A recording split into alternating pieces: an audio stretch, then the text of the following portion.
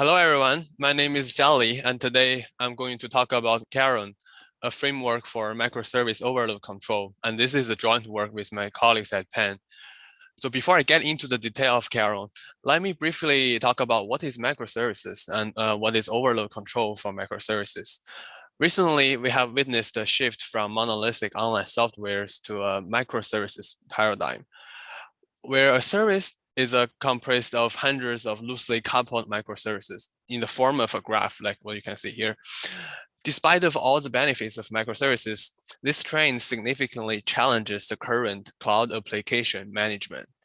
To see why, microservices usually formulate large and complex graphs that could evolve over time with software development.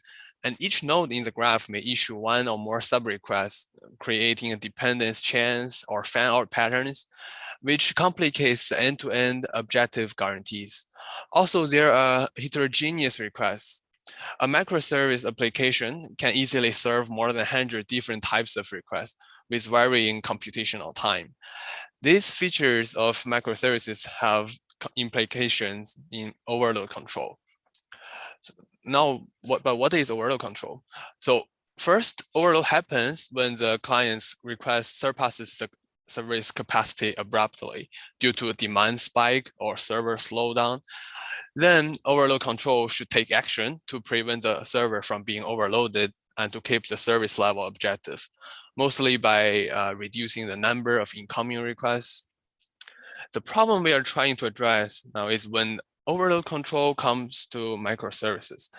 The existing solutions either use relimiting or AQM, and relimiting means to limit the sending rate of the sender, but the rate to limit becomes difficult to decide for microservices.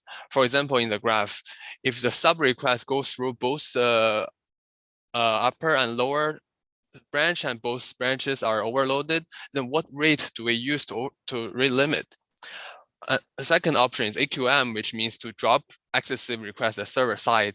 But in a chain of services like the A, B, C, E chain, the dropped request as service E waste all the upstream computation at A, B, and C.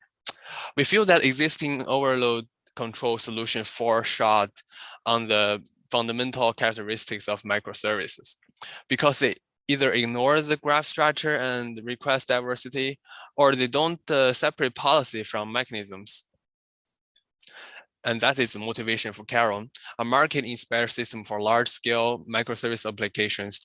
It splits mechanism from policies for more flexible objectives, where mechanism is the architecture that enables the overload control system, and policies are specific implementations over the mechanism. We shall introduce them now. So first important concept of the Charon mechanism is tokens. Tokens are like currency. They have purchase power over computational resources on the server. And on the client side, there is a token generation component labeled as 1, which generates tokens for clients at the configured rate. This generation process is like paychecks for each client, and that forms a budget. As later on, clients have to attach tokens to each request that they want to send. Actually, thereafter, tokens will be piggybacked on request and flow across the graph from client to front end and all the way to backend. The reason behind the token design is that first, as there is a budget for tokens, it limits the sending rate for senders.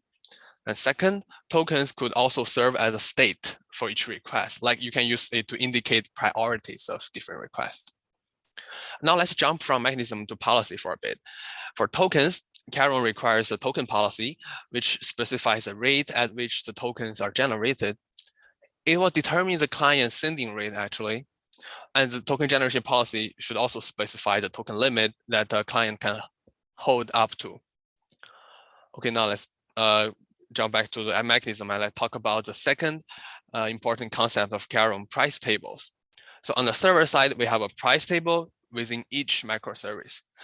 It keeps a record of all types of sub-requests that this microservice can handle, along with their costs. So it's like a menu. And the price tables are generated, maintained, and circulated by 4 controllers, labeled as 4. Generally speaking, price reflects the system congestion signals, such as queuing delay or some statistics of the in-queue tokens. And most importantly, how a price used. The price indicates how much tokens are needed for each request and sub-request so that prices can signal the system load and the contentions for certain computation for the corresponding computations.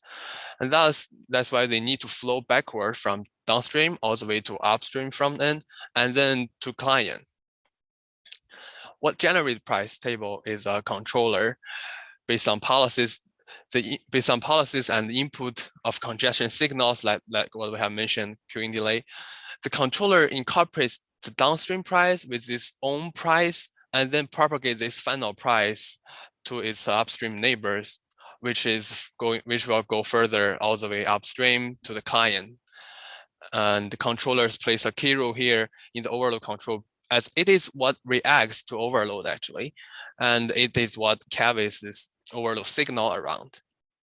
Thereafter, overload handler will get the price table from controller, check the price table, decide whether to in-queue or drop a request, or whether to deduct tokens from incoming request before send sub request to downstream. This handler is actually performing active queue management, to shed the excessive loads. Now let's jump from a mechanism to policy again for prices. Price policy directly affects Charon's performances, and it has two aspects.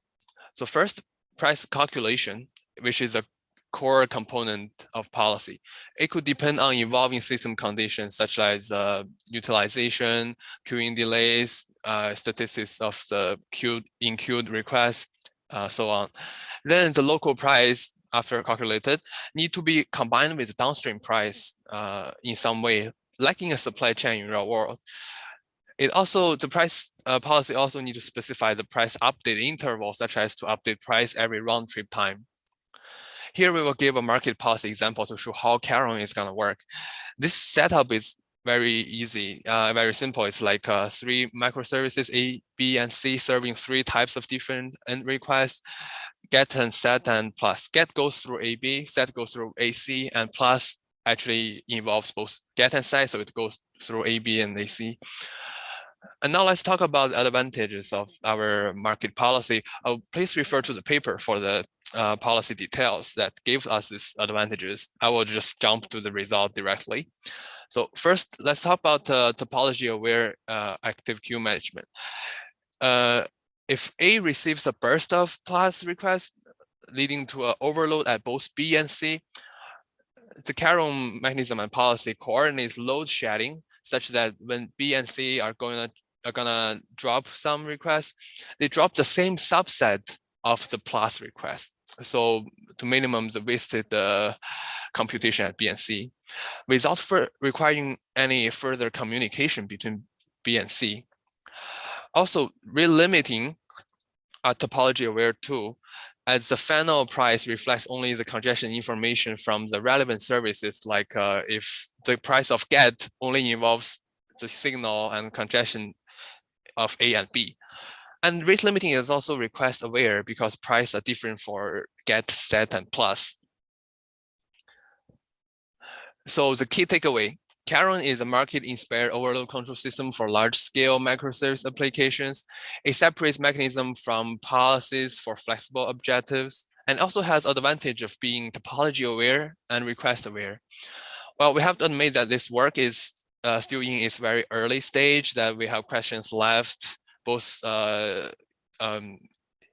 experimentally and conceptually. Like we need to experimentally evaluate our design, but also we will have to conceptually justify the trust model where we kind of assume that there's untempered software stack. And there also might be stale price information due to the round trip time of communication. Also, the graph could be dynamic instead of static and deterministic, where we probably have to have expectation when we calculate the price. Also, we need to prove that this Charon system actually converges, meaning it actually stabilizes by itself. So that's all the different future directions that we could explore as this work goes on. thank you everyone for your time. This is the end of the talk.